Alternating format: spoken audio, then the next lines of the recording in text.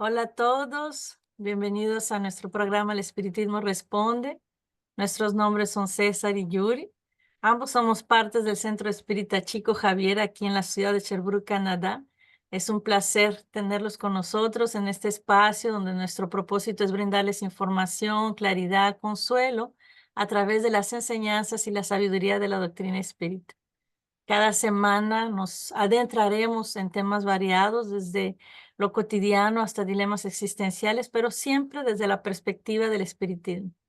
No olvidemos que el conocimiento no tiene fronteras y aunque César hable portugués, creemos en la universalidad de la información, mencionando que este video cuenta con subtítulos, esperando que eso los ayude en su comprensión.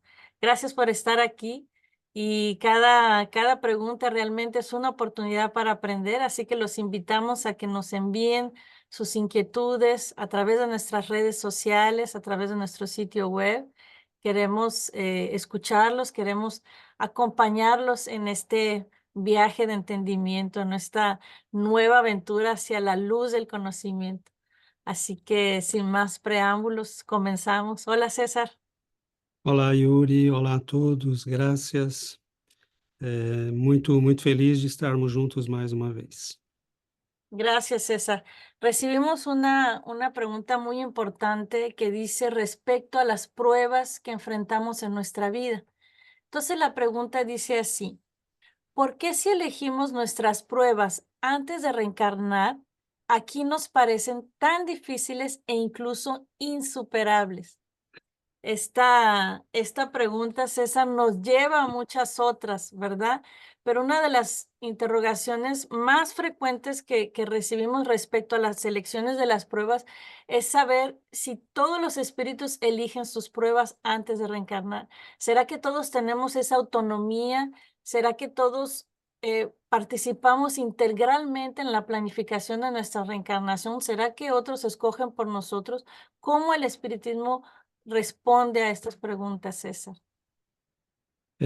Excelente, Yuri. São duas excelentes questões e nós vamos tentar responder no tempo que temos, da melhor maneira possível, sempre lembrando aos nossos amigos que o que nós fazemos aqui é, em geral, uma introdução ao assunto, né? Seria interessante que aqueles que queiram saber mais venham estudar, né?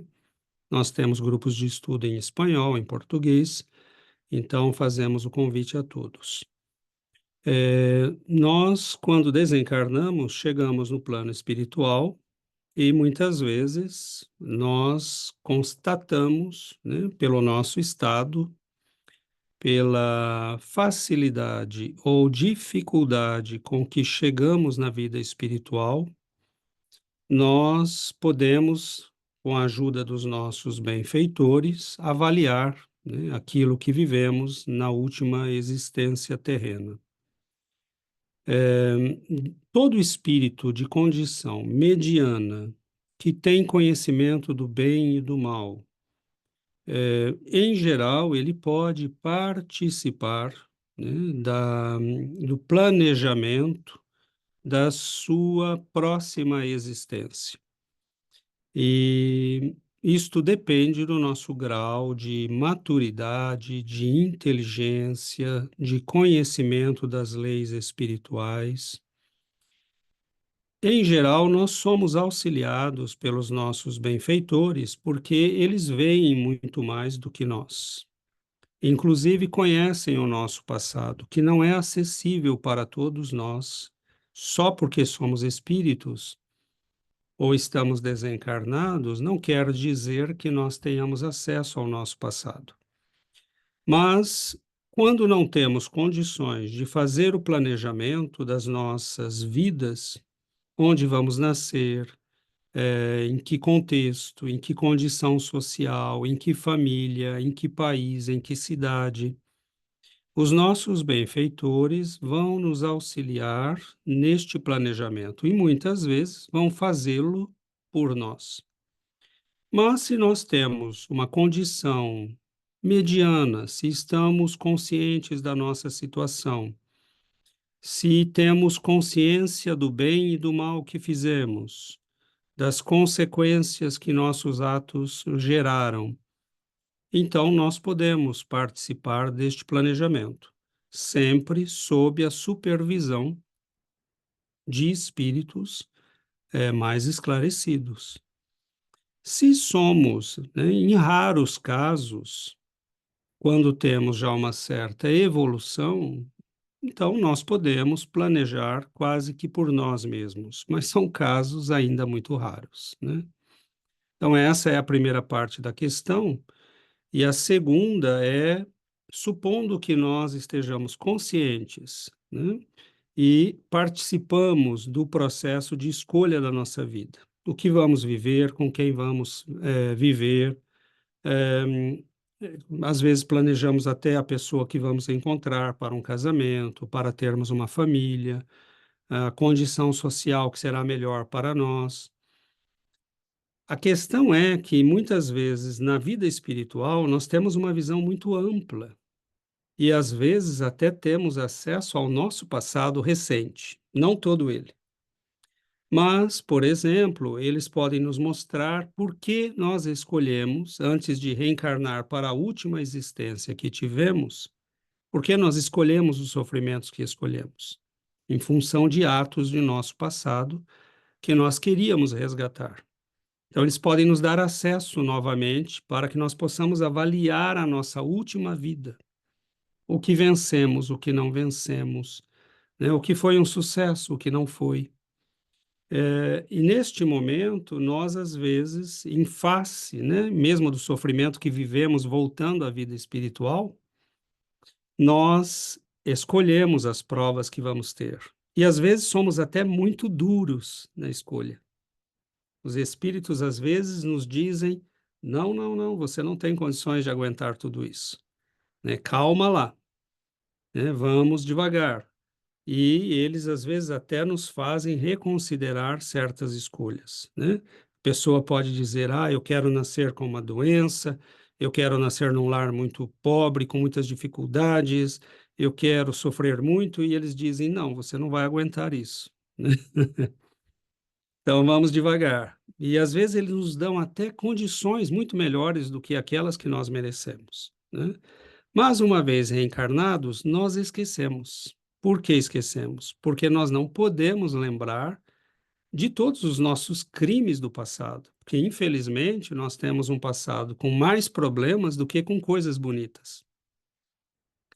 E nós não aguentaríamos viver com a lembrança dos crimes, né? Lembrar do passado seria um obstáculo. Basta ver como o passado, tão pequeno que nós temos numa encarnação, nessa vida mesmo, já nos incomoda, né? Às vezes nós carregamos culpas por uma vida inteira, por algo que fizemos na juventude. Então, imaginemos se nós tivéssemos acesso a todo o nosso passado. Não seria possível viver com saúde mental, né? Então, chegando aqui, nós somos expostos às escolhas que fizemos. E muitas vezes achamos muito difícil. Mas não é. É o que precisamos, é o que necessitamos. E talvez o mais importante, né, para terminarmos, é dizer que cada um de nós tem que ter muita consciência de que essa conversa de que eu não pedi para nascer, né, é falsa, nós pedimos, muitas vezes imploramos, e nós temos os sofrimentos, a vida, as pessoas, a família, o nível social, tudo aquilo que precisamos, porque muitas vezes tudo isso foi planejado com a nossa participação ou sem a nossa participação, dependendo do nosso estado e da nossa condição evolutiva, né? Então, acho que isso dá uma ideia geral. Agora, aqueles que quiserem entender melhor todo esse mecanismo, como tudo isso é planejado, bom, aí nós convidamos, né, ou a ler a literatura espírita, e podemos recomendar depois para quem quiser, ou vir aos nossos estudos, né, que terá aí a oportunidade de se aprofundar em tudo isso. Gracias, César. Realmente eso que dijiste es muy importante y una de las cosas que me hizo pensar que muchas veces las personas que pasan por dificultades, por problemas muy difíciles, le echan la culpa a Dios. Ah, el famoso Dios me está castigando, cuando É, realmente la doctrina nos lleva a entender que esas tribulaciones y que esas pruebas de la existencia que vivimos no son impuestas por Dios, no son castigos de Dios, sino que son una consecuencia, ¿no? De nuestras infracciones frente a las leyes divinas, que son justas, que son inmutables. Entonces, somos nosotros mismos quienes escogemos nuestras pruebas y la doctrina nos dice, en esto consiste tu libre albedrío. Ahora, claro que todo ocurre con el permiso de Dios, pero debemos de tener cuidado de no caer en esa trampa, porque ahí perdemos el beneficio de las pruebas. Como dijiste, todas las pruebas nos son dadas para nuestro crecimiento, son las pruebas que necesitamos. Lo que nosotros los espíritas le llamamos el sufrir bien, ¿no, César? El pasar las pruebas correctamente para que saquemos beneficio de ellas, no caer en la trampa del por qué yo. Entonces, exatamente. lo que nosotros le É, llamamos el remedio amargo, ¿no es César? exatamente. E isso é muito importante, o que você falou, Yuri, porque muitas vezes nós não vamos saber o porquê, né, não precisamos saber o porquê, mas é importante que nós saibamos que há uma justiça, que há uma lógica, que às vezes é para o nosso bem, que nós não saibamos o passado, e nós temos a oportunidade, se bem sofrermos, né? Confiemos na providência divina, confiemos nos nossos benfeitores. O que está acontecendo conosco nos leva, né, à necessidade de melhoração pessoal, de melhora pessoal, de crescimento pessoal. Então, não cair na revolta, não culpar Deus, não se sentir vítima. Então, talvez esse seja o aspecto mais importante do conhecimento espírita, né? Mostrando essa lógica que está por trás, né, da nossa vida, ela nos permite ter paz, ter serenidade, ter compreensão. Há uma lei justa, Deus é justiça e amor, e nós estamos vivendo as experiências que precisamos. O importante é vivê-las bem, é aproveitar o sofrimento para aprender o que viemos aprender, né? Então, paciência com um familiar difícil, perseverança, se nascemos numa situação que exige muito trabalho, muito esforço e muito estudo. Cada um de nós veio buscar um tipo de aprendizado, né? Cada um de nós está exposto a um tipo de prova.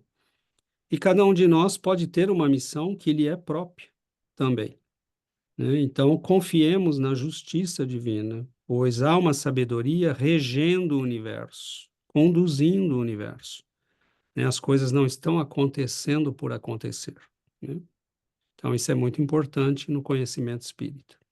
Ir con la convicción, César, de que nunca recibimos ninguna prueba que no esté dentro de nuestras capacidades de superarlas. Dios no nos quiere ver sufrir. Dios no nunca nos da una carga más pesada que la que podemos llevar. Entonces, ninguna Exatamente, carga, ninguna prueba que no necesitamos para nuestro crecimiento. exatamente, Entonces, como bien dijiste, invitamos a nuestros amigos a profundizar más en el tema, que es muy importante y que nos lleva a una comprensión más grande.